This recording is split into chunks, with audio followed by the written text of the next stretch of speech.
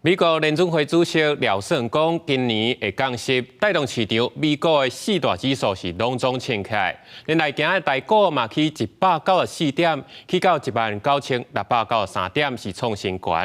台积电嘛已经去到760块。财政部嘛有讲，今年的出口会成长，景气的状况嘛已经爬起来啊。If the economy evolves broadly as expected, it will likely be appropriate to begin dialing back policy restraint at some point this year.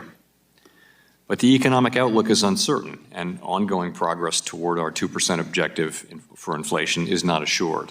美国联准会主席鲍尔在国会听证会上表示，预计今年会降息，但阁无法度确定抗通膨的进展。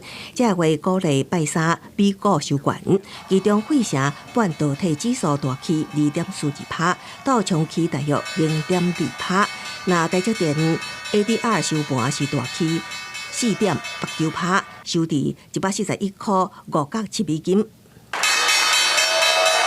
美股大起也鼓励台北股市高创新高，早盘以19678点开出，盘中上悬来到19794点，大起250点。台积电犹原是台股盘面焦点，以755块开出，盘中股价上悬是768块，高履行历史新天价，7代也挖20条。台积电它是真正的一个所谓的 AI 的很重要的一个概念股。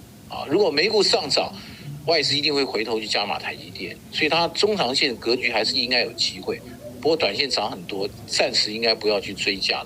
面对台股继续创新高，加美国联准会预计今年降息，加上财政部预估今年出口会呈现正成长，6.6%到8.6%之间，也互各界关心。景气敢是脱离坎地？早起财政部长曾翠云伫立法院明确表示，为出口情况来看，景气已经为坎地爬起来啊。财政部是不是认定景气已经脱离谷底了？从去年的第4季开始，我们的出口已经成为正成长。那在今年1月呢，出口值也达到371.9亿的美元，那是历年同月的次高。我们认为已经从谷底上来了。